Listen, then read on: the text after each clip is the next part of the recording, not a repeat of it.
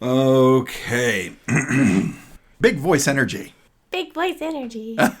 Close enough. Close enough. Alrighty. All right, ready? Yes.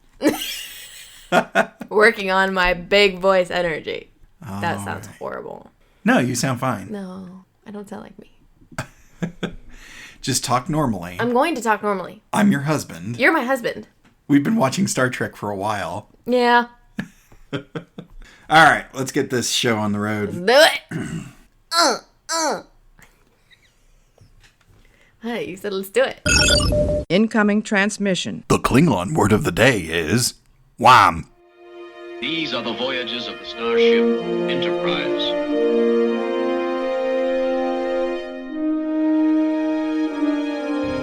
So, this is a huge victory for the good guys. Scotty, beam me up. Resistance is futile. Live long and prosper. To boldly go where no man has gone before.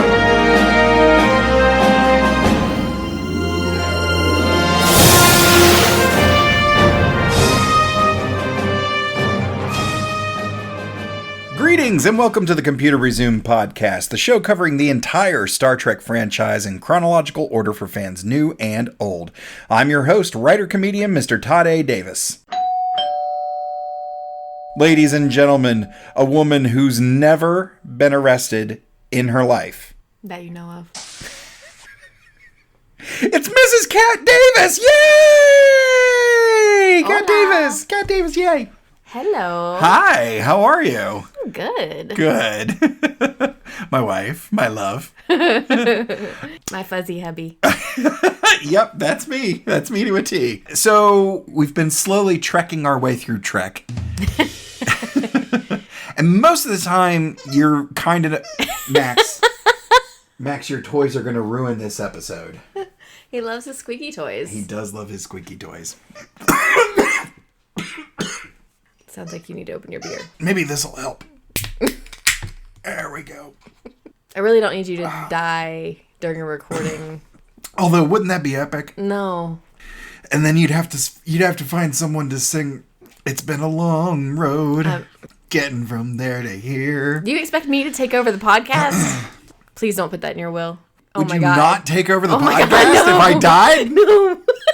Oh my God. That's too much. This thing will just flounder. Yeah.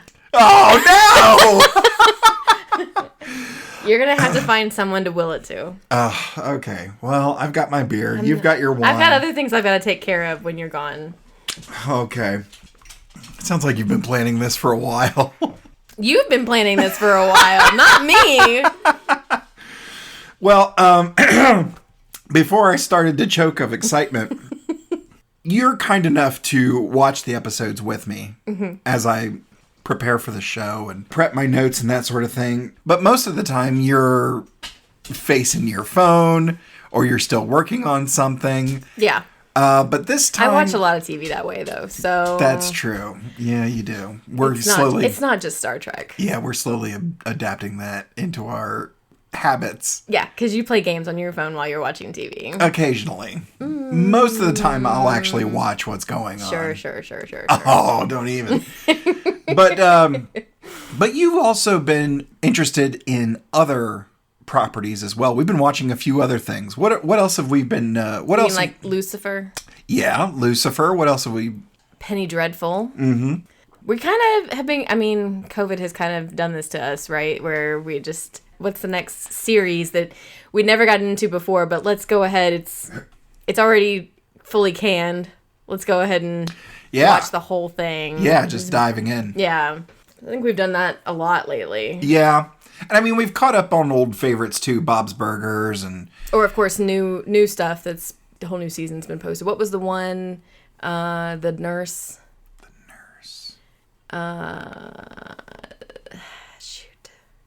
The mental institution. Oh, Ratchet. Yeah, Ratchet was good. Yeah, Ratchet's really good. Haven't seen Ratchet. Ratchet's good. Yeah, Ratchet is really, really fantastic. I can't wait to see where that series goes in the future. And we also, tried out a couple new cartoons and revisited a few old ones and some old favorites. I think Disney Plus has some of the stuff we grew up on. Sure. And but we love, I think it's Fox stuff where it's yeah. The newest one is The Great North. From the people who brought you Bob's Burger. Burgers. Yeah, Bob's Burgers. It's the Great North. What are your thoughts on Lower Decks? I think Lower Decks is fun. It's very different from most of the Star Trek, though. It does have a different feel, and I think that's the point. It's almost more of a workplace comedy. Yeah. Kind of. Kind of. And you're working with some really eccentric folks doing this thing, but it's the wacky day-to-day stuff. Sure. The goings-on of a starship. I forget her name, but I like the main character. She's such kind of a up, and and she likes being that. She doesn't want anything more than that. And her mom, spoiler alert, who's the captain, wants her to be so much more, or just completely ignores her and doesn't want to listen to her. So the dynamic there is interesting. Right. So she likes being who she is and doesn't really aspire to be anything else, and that's okay. Yeah. Yeah. But it's funny to me that you sound like you really dig Lower Decks, but same studio produces Rick and Morty, and you're not. That is totally, I can see that. Yeah. 100% I can see that because it gets really gross at times. And if she goes and basically says she's a pickle, I'm going to lose my shit. But yeah, you, for whatever reason, failed to see the genius of Pickle Rick. I love that episode so much. I know. It hurts my soul. So, because you have been watching a little bit more Star Trek Enterprise. Yeah. It's not Star Trek Enterprise yet. It's just Enterprise. Is it? The name changes in the third or fourth season. I didn't know that. Yeah. I just keep calling it Star Trek Enterprise. Yeah. It's actually just Enterprise. Just Enterprise right now. Max, what do you want? Attentions. You didn't get enough tensions? Not from you guys. He's a good boy. Mostly. So, Max, get your toy. Come sit on your bed. This will take all night. Max, come here. on your bed. Be a good boy. Okay. The sooner you let us get through this, the sooner we can take you outside. Go snuggle. Mush your face. All right. So you have been watching more Enterprise. Is it growing on you at all? A little bit, yeah. I still don't love the actors or the characters. Okay. So that's the hard part, but the storylines are getting better. Oh, okay. Like this one was one I like the deeper, more serialized? No, not necessarily that. They can okay. They can be their own individual story, but the more poignant topics that make you think, so like what I was on, was it Dear Doctor? I think so. That we went back and forth about the do you, don't you of saving a species from extinction. Yeah, absolutely. This one being the ethical issues, moral issues around detaining a species. Yeah, because it brings up a lot of different things from a lot of different sides. Absolutely. Again, this is where that Prime Directive would really come in handy. Well, but he mentions it, and I know we haven't gotten to the recap yet. He mentions it, and he's like, I'm ignoring that this time. Yeah. I guess in Archer's favor is that he doesn't have one and can just do whatever he wants. Mm-hmm. Now, he has to be careful about writing checks his ass can't cash. Because there's a lot of people out there with superior firepower and who have been, trekking around the galaxy a lot longer than humans have. Yep. So, you got to be careful about that sort of thing. So, this episode, did you enjoy this episode? I feel it sounds like you got a lot out of it. I'm one of those people that have a hard time saying I like or dislike or I enjoyed something with a topic like this. You see something on, it's even hard, like, something on Instagram or whatever that's a horrible picture and all you have is a heart button, Right. It's like, yes, I like your comment about it, but I can't like the image that you've got there because it's a horrible thing, but I want to support you for sharing this topic. Right. So that's how I feel about this episode. I'm going to support you for sharing this topic and the issues that surround it and all that stuff. So I think it was a good episode to talk about that kind of stuff and to make sure that it's part of the history of the world and the universe and understanding, taking those lessons that we learned and those mistakes that we make and trying not to make them again. Yeah. Well, speaking of the episode, let's get into this week's recap. Spoiler alert. Spoiler alert. Spoiler alert. Some planets were meant to be explored, while others Why are we here? were never meant to be discovered. This is a detention complex. Take him to isolation. Where's Captain Archer? You have 45 seconds to leave orbit. Dean Stockwell guests You have no right to interfere. Enterprise. Archer and Travis wake up in a Tandaran prison. They are soon met by Major Clev, who orders them both to the office of Colonel Grat. Grat interrogates them in detail regarding their intrusion into Tandaran space and the Suliban, and says that they will have to appear before a magistrate in 3 days. He also refuses to allow Archer to contact Enterprise, but does so himself and apprises them of the current situation. Upon hearing this, Trip advocates a rescue attempt. But T'Pol prefers to avoid provoking the Tandarans further, and orders Enterprise to Tandar Prime. Meanwhile, Archer meets a Suliban named Danik, who tells him that they are in Detention Complex 26, an internment camp for Suliban imprisoned when the Cabal began attacking the Tandaran sector 8 years ago. In his office, Grat questions Archer in detail about the events of the pilot episode and demands the rest of the series be better. Archer wonders why innocent Suliban are being held prisoner, but Grat warns that delaying could result in Archer missing the transport to Tandar Prime. Grat contacts Enterprise to report that the hearing has unfortunately been delayed, allowing Reed and Hoshi to triangulate his signal and locate the prison. That night, a communicator is beamed to Archer and Travis's cell. Archer tells Trip he wants to help the Suliban escape, and Danik says his people can go to the Nibiron colonies away from the Tandar sector. The following morning, Grat discovers the communicator, and Archer is sent to isolation as punishment. meanwhile, Aboard Enterprise, T'Pol uses torpedoes to ward off the Tandaran defense ships before clearing Trip to launch in a space bus. Bus from space. Travis distracts Clev, allowing a Suliban-disguised Reed to activate charges and initiate the escape. As they flee, Grat argues that the Suliban will all go join the Cabal, but Archer says that he doesn't know the Suliban very well, despite having been in charge for a long time. I hope I can make it across the border. I hope to see my friend and shake his hand. I hope the Pacific is as blue as it has been in my dreams. I hope.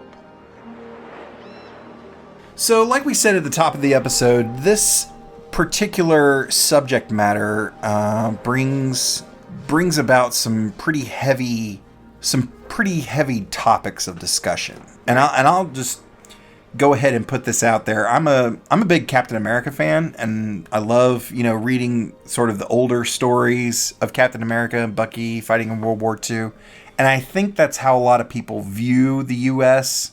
in terms of World War II. We're viewed as the good guys. But there was a lot of junk that we did that was not cool in World War II. Probably one of the biggest ones was the internment of Japanese Americans. Right. I read those SSR files. Greatest Generation? You guys did some nasty stuff. Yeah. We compromised, sometimes in ways that made us not sleep so well. So what did you think about this episode? What did you think about the situation that the Tandarans and the Suliban are in, the Suliban who are not part of the Cabal? The beginning, when we see Archer just first realize where he is, and he asks the question, why are we here?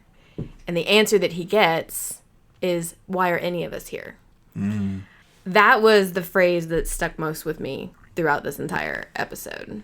So I think about if you've done a crime and you end up in prison, jail, house arrest, whatever, you're not probably asking yourself why I'm here. You kind of can at least explain to yourself that. You might be asking, why is my sentence so long, or questioning the conditions that you're in, but you're not, the why is not really there. Yeah. But when you're innocent, when really the only reason that you're in a place like this is because of how you look, your species, your race, your ethnicity, whatever. I mean, the psychological ramifications of those thoughts, of not really having a why, a good why, why you're in that place. And it's got to be different. I can't imagine it. It's got to be different for every person. And I think of even like kids, so there were kids there, right? Yeah. Kids who are still learning what's right and what's wrong. They're trying to understand that. And, of course, laws make that different for every society too. But when they ask, what did I do wrong? Why am I here? What did I do wrong? And you're trying to say that you didn't do anything wrong. You can't compute that. Even adults can't compute that. But really, kids, how do you take that into adulthood and really not come out with some kind of warped sense of right and wrong? And definitely your trust of authority figures and certainly government is whittled down to nothing, if not gone completely. Exactly. And then I think about, the other thing that you do when you're in a situation like this is you're trying the best you can, try to make the best of a situation, worse, horrible, tragic situation, right? Mm-hmm. Because they've mentioned the Japanese internment camps. You mentioned the Japanese internment camps. We read George Takei's They Called Us Enemy, the graphic novel for his memoir during his time there and even a little bit after. He talked about how they kind of made it home. And even after they left, that there were times where they yearned for the barbed wire fences. Yeah. Because that was home. Yeah. I see the kids there in the Sulaban. I see the Sulaban kids and adults doing the same thing. They're trying to make it home, but it's not, they shouldn't be there. So it goes back to why are they there? They're there because of the potential that everyone fears the potential that could happen here. So they're not cabal, but they could be. So it's the fear, it's the unknown fear that we have, that we put on them. They say, well, we're going to go ahead and rally them all up and keep them detained because they could be. They did the same thing with the Japanese, the potential threat that was there because of the bombings that happened and the attacks that happened. It's they don't know if they can trust the Japanese Americans to not retaliate against the Americans on their own soil. Right. I mean, that was something that Colonel Grott championed at every turn, was these people are here for their own protection. Right. He kept saying they are here for their own protection. We are keeping them safe from the cabal. That was it. That was his thing, that he was so, I'll just go ahead and say he was so deluded that they were right, that what they were doing was right and justified. I think even the American government tried to do that at one point because there was violence against Japanese Americans from, I guess, white America. They were well, we're protecting you from these people. And I think even George Takei may have had a situation like that. They're justifying the situation in some way. But it kind of makes me, in a way, think of Minority Report, because the precogs see a murder being done in the future. So they apprehend the person before it's done. Yeah. And the ethical issues with that, you're taking they haven't done a crime. They haven't done anything. Yep. These people haven't done anything, but it's the potential. I'm sure you all understand the legalistic drawback to pre-crime methodology. Here we go again. Look, I'm not with the ACLU on this, Jeff. But let's not kid ourselves. We are arresting individuals who have broken no law. Now, this situation and the Japanese and the Nazis with, the Jews and all of those situations, and even today in our own detention centers that's happening at the border, it's even worse because it's not just one person, that you're stopping a crime from, like Minority Report, but it's an entire race or ethnicity, or in this case, species, that you're putting these stereotypical thoughts on and fears around. And it's so sad that our own society hasn't evolved past that, past those fears. And now we see it in Grott's people, they are definitely not involved. But so Archer, knowing this history, and can say, well, this is wrong because we were taught this is a mistake, he helped them escape. So he knew that it wasn't the right thing for them to be there. Know your history and learn from it, and understand that you have to admit that you made a mistake. And thinking about that, America in particular, we're not good at that. No, certainly not. We love to say we're the best. Yeah. We're the most powerful nation. We're the greatest. We're not. And we haven't always been. We're just still a baby country. Yeah. In a lot of ways. That we're still changing laws and adapting and all these different things. But doesn't mean, you have to still learn from everything. It still needs to be in the history books. I think George Takei struggled for a while to find the Japanese internment camps in the history books. Mm-hmm. And he was really upset about that. Yeah. So he was struggling to find...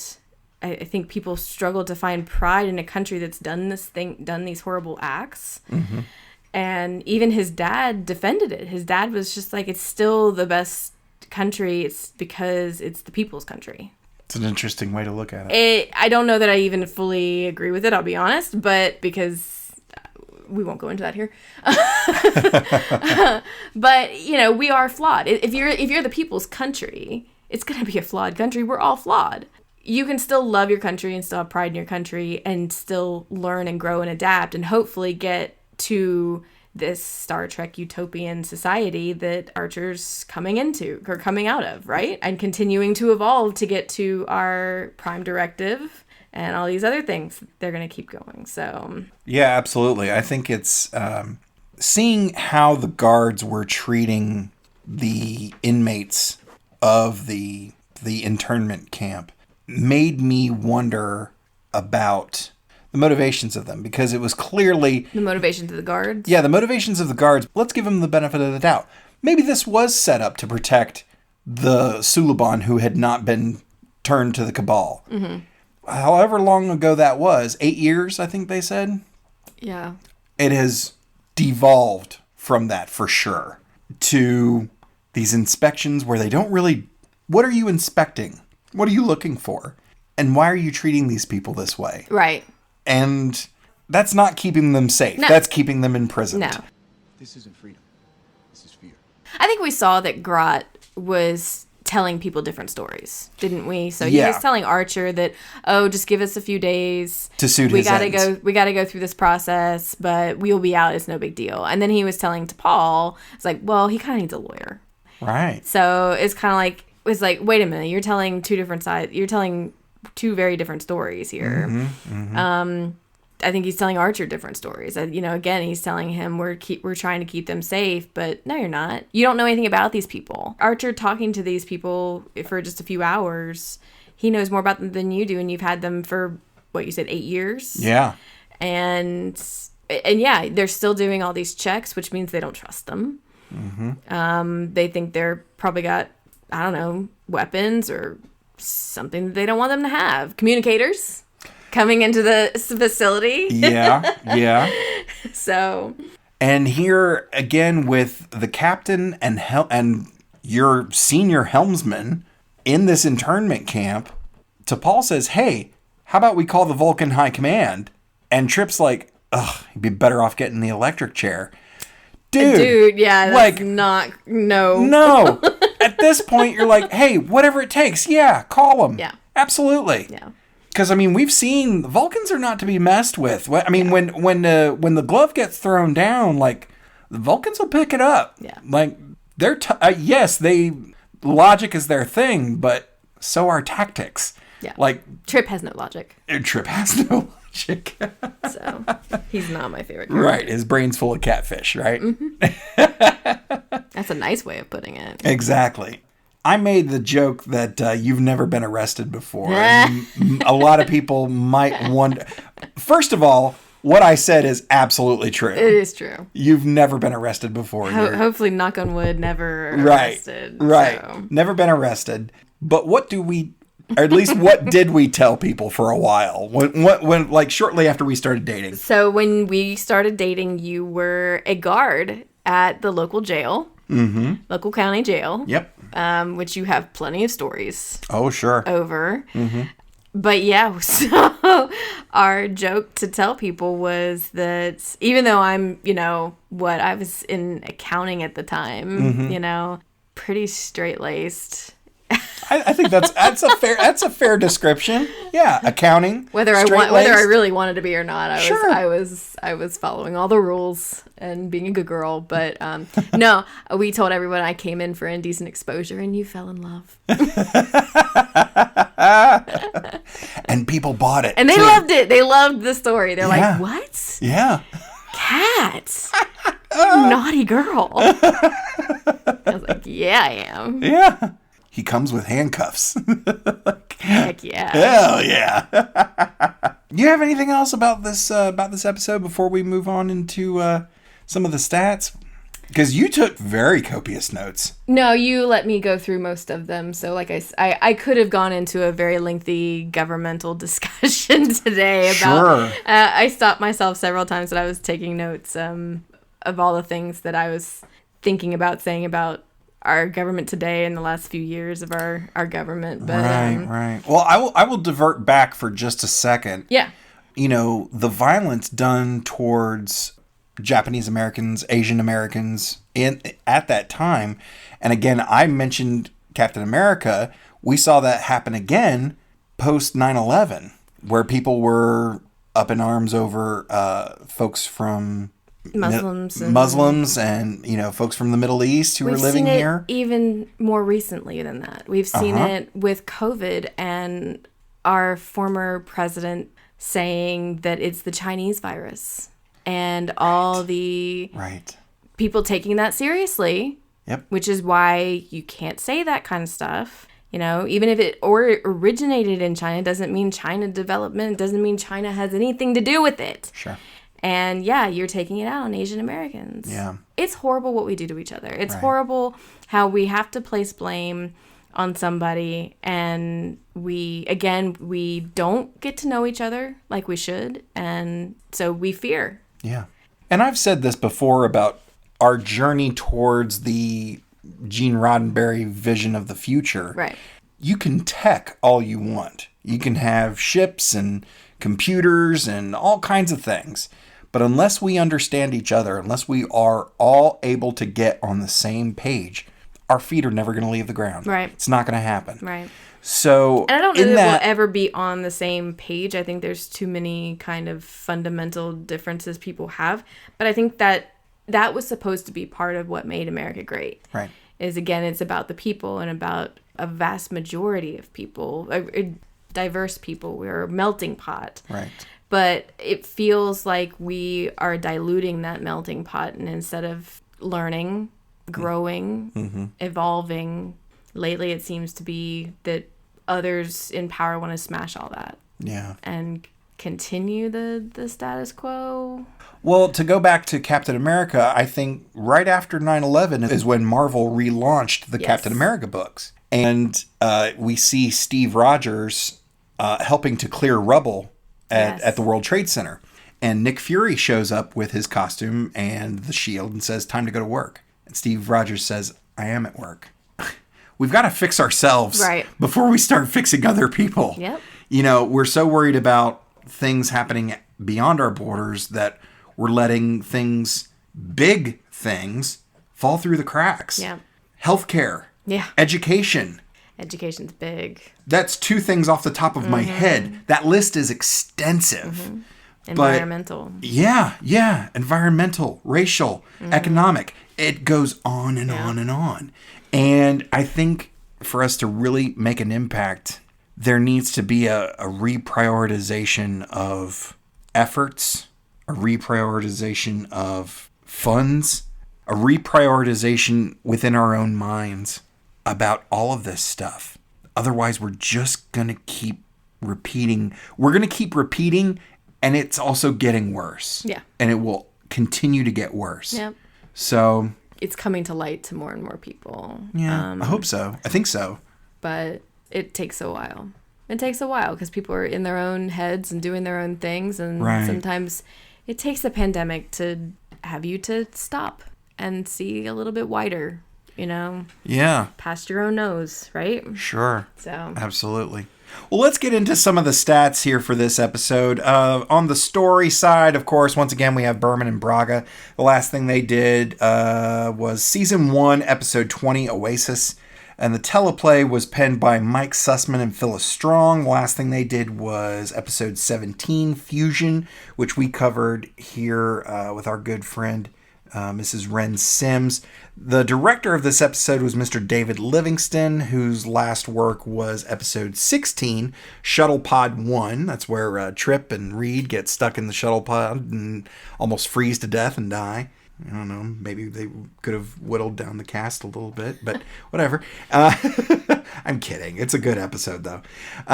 So our guest stars, we have Mr. Dennis Christopher as Danik. He's got quite an interesting resume. On the film side, he's done things like Blood and Lace in 1971, Fade to Black in 1980, The Falling in 86, Necronomicon, Book of the Dead in 1993. A lot of TV stuff, The Time Tunnel in 1967, Fairy Tale Theater in 1983, and he played Eddie in Stephen King's It in 1990. Did you? Oh, wow. Yeah. Did you ever watch the Stephen King It from the 90s, the miniseries? Yeah. Oh, with Tim Curry as Pennywise. Yeah. Oh. I'll kill you all. Every nightmare you ever had. I am your worst dream come true. I'm everything you ever were afraid of. It's still kind of the quintessential It. It kind of is. Yeah. And don't get me wrong, I like the new one. Yeah. But there's something about Tim Curry's delivery and those sharpened teeth, and it's just, oh man, I remember watching that on TV. I think maybe just the first part on TV when I was a kid. I was gonna say, your parents let you watch that? Yeah, they did, and it put me. I was so many things you haven't seen. Oh yeah, but your parents let you watch that. Yeah, I was at least, I would say, 8 to 10 years old. It says 1990. Yeah. So I think you were 7 in 1990, if not 6, because your birthday is late in the year. So you were just a baby thing. I know we were in the new house out in Greer, and I know we moved out there when I was 8. So this was probably a rerun. Yeah. But yeah, this put me back in my parents' bed. This put me back in my parents' bed for at least a week. And then I could not sleep in the dark and quiet for at least a few months after that. Wow. And it took me a while to really get over that. Max, find somewhere and sit. Shh. You're making too much noise. You're making too much clicky noise. You have your bed and all of your toys over here. Go on. Yet you want to tick, tick, tick, tick, tick around the house. We're almost done, Max. We're almost done. Go on. Don't lick my elbow. Oh, my sweet boy. You're a very, very sweet boy and a good boy. We are so close to being done. Mostly. I promise. I just need you to... I promise. Just relax. Come over here and sit and relax for a few minutes. Over there. Come over here. Come over here. Come on. Good boy. That's a good boy. Go sit on your bed. Okay. That's a good boy. Yeah, there it is. All right. So, Dennis Christopher as Danik. Dennis Christopher made his first appearance in the franchise as Borath in the two-parter called The Search on Star Trek Deep Space Nine. So this is not the last time we will talk about Mr. Christopher. But the big stunt casting. I say stunt casting. It's not really stunt casting. He's a fantastic actor. He's great. Dean Stockwell as Colonel Grott, which you probably heard the shout out in the UPN promo. If you're wondering why they made such a big deal about him, let's just hit the highlights of his career here. His early career, and by early career, I mean the age of 9, in 1945, he was in 3 films, The Valley of Decision, opposite Gregory Peck and Lionel Barrymore. And then right after that was Anchors Away with Sinatra and Gene Kelly. The one where Gene Kelly dances with the cartoon mouse. Oh, okay. Yeah, that one. He was in that. He's the kid in that. And then he was in a little movie called Abbott and Costello in Hollywood. That was all when he was 9 years old. He continued working steadily till the last credit that I saw listed for him was in 2015. The guy has been working steadily ever since.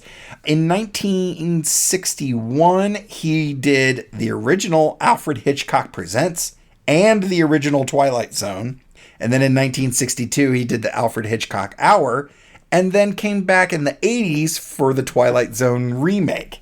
He was also the voice of Duke Nukem in 9 episodes of Captain Planet and the Planeteers. Did you watch Captain Planet? Of course I wouldn't play. He's our hero. He is our hero. And what's he like? I mean, if he's involved with pollution, where do you think he will bring it on a scale of 1 to 10? 0. 0? Yeah. Okay, he's fair gonna enough. Bring pollution down to 0. Okay. He's our powers magnified, and he's fighting on the planet side. But his big thing, the one that probably really put him on the map, he co-starred as Al on Quantum Leap opposite Scott Bakula for all 97 episodes. Like they were, and they act in this episode like they don't know each other. Yeah, like, yeah. What is going on? If you watch Dean Stockwell and Scott Bakula, their scenes together are just oozing with that old friend chemistry, and it's so great. I really love watching the two of them together. This odd tension. Yeah. And then after, Dean Stockwell is very much, he's had quite a few successes, but he's still, I think in his heart, he's still a character actor. After Quantum Leap, he was in Lois and Clark. He was in the Stephen King miniseries, The Langoliers. He did McHale's Navy. McHale. He was also in Air Force One. He's the guy who in Air Force One is trying to get Glenn Close to sign the document to appoint her as the president, or to appoint him as the president. I forget. He's worried about line of succession. Yeah, he's worried about the line of succession. He's that guy. And he needs to shut the fuck up and let Glenn Close do what she's going to do. Exactly. But he was also one of the judges in The Rainmaker, like as a paralegal. Rainmaker is one of my favorite movies. I really enjoy that. He also does the voice of Tim Drake in Batman Beyond Return of the Joker back in 2000. That's for some of you Batman or DC animation fans. If you haven't seen Batman Beyond Return of the Joker, I highly, highly recommend it. Don't just find it. Buy it, own it. It's a great thing to have in your collection. And a lot of these things lead up to this, his only appearance in the franchise. I feel like this was a really missed opportunity. I mean, I know we have Jeffrey Combs. Jeffrey Combs seems to be in every other episode of Star Trek ever. But I feel like Dean Stockwell could have really just continued to raise the bar because he's such a good actor. After this... Maybe he was just tired of working with Scott Bakula. He might have been tired. Although, after this, he did one appearance on Stargate SG-1. And, of course, he did 15 episodes as John Cavill in the Battlestar Galactica remake. But he actually appeared one more time alongside Bakula in one episode of NCIS Nolans, New Orleans. Nolans. I think they should have called it Nolans, like with the apostrophe, Nawlins. I really think that would have been such a great sell. But that was back in 2014. And like I said, the credits stopped there on IMDb at 2015. So, I mean... The guy's in his 80s. Like he went through a lot. He's done a lot of work with a lot of people. So he's probably just enjoying going to the occasional convention or maybe doing, the occasional interview here and there. But he's probably just enjoying retirement, and good on him. I'll go ahead and give him a round of applause here because Dean Stockwell is awesome. So next week, we will be covering Enterprise, Season 1, Episode 22, Vox Sola. with our good friend, Mr. Gary Horn. And Gary's always Bear. Yeah, Gary Bear. Gary Face. He's going to come back on the show. And it's always fun to have him on. I think he's traveling around right now with the NWA, so he is living his best life for sure. And of course, Vox Sola is available on Netflix, Hulu, Amazon Prime, and of course on Paramount Plus. Babe, do you have anything you'd like to push or promote before we get out of here?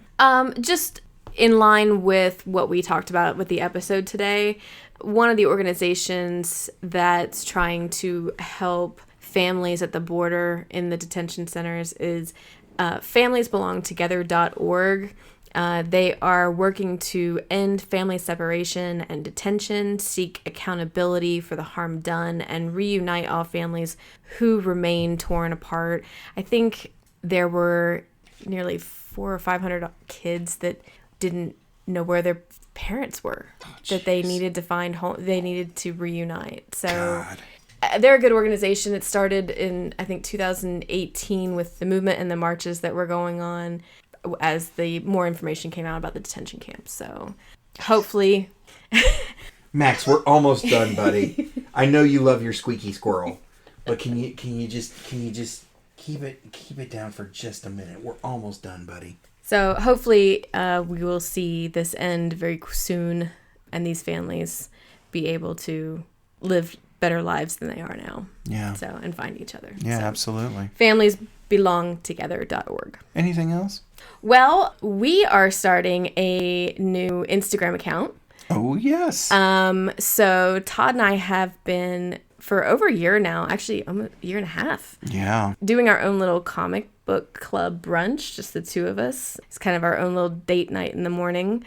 And we are starting an Instagram account to kind of go back and tell everybody about some of the books we've read, give you guys some recommendations, and we'll continue on, and we'll actually post like what we're going to be reading. So if you want to read along with us and send in comments about what graphic novels and comic books we're going to be reading. We do a lot of historical fiction, or maybe not even historical fiction, just retellings of historical figures, things along those lines. We try to steer clear of superhero adventures. Yeah, we kind of steer clear of the mainstream. Exactly. The big companies. We tend to go with smaller company books, independent artist, writer type things, and we've had more hits than misses. Yeah. So you actually got a little bit of a preview today of what we would talk about on one of them. They called us Enemy by George Takei. Mm-hmm. Highly recommend. Highly recommend. Great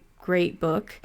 Great art. Mm-hmm. And we did read that it was last summer, 2020. Mm-hmm. So we'll mention that in one of the posts that we have at some point. So right now there's nothing on the account. So if you come follow us, I hope you follow us in preparation for us to start putting stuff up there.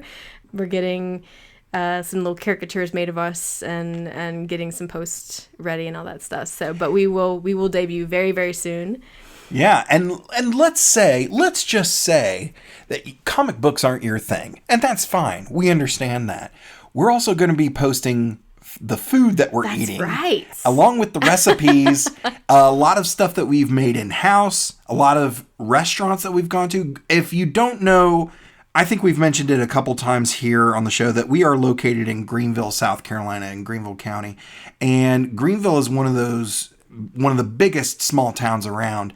But it's and here more recently, it's really become a foodie destination. Yep. And we were looking at each other when we started this going, you know what? There's so many places. We have our favorites that we go to all the time. Yep. Let's branch out. And man, have we found some gems. Yep. Some really, really tasty things in sometimes out of the main path. We've had to do a little bit of traveling, not much, but you know, some of these places are just, blink and you'll miss it. And if you miss it, you really miss it because their food is delicious. Right, and we went up to Louisville, Kentucky not too long ago and stopped at Super Chefs. Yes. A superhero themed restaurant.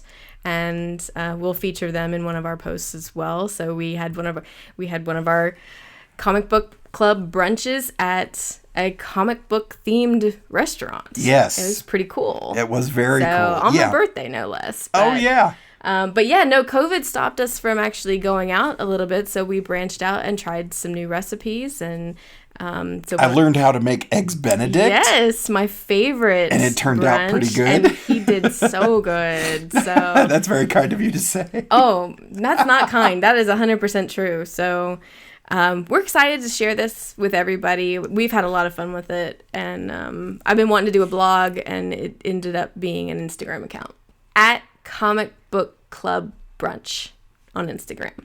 And where can people reach out to you personally? I'm also on Instagram at that.darn.cat with a K. And I am at Mr. Todd A. Davis on all of the socials. From all of us at the Computer Resumed podcast, thank you so much for listening. And I'll see you in 10 Forward. Bye.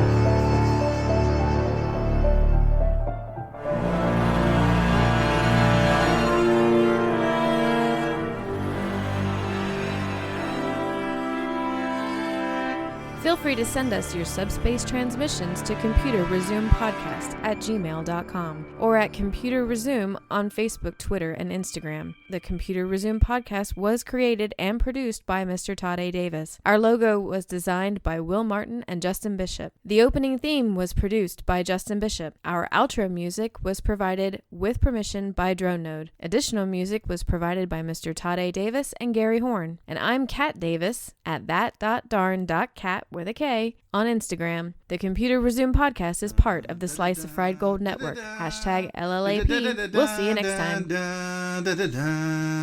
Going through a Star Trek. We're doing Star Trek stuff in space. We probably got some phasers and shuttle pods, and we're gonna find a brand new race. And Danik says his people can go to the Nibiron. Nibiron? That sounds right. Yeah. And Danik says his people can go to the new...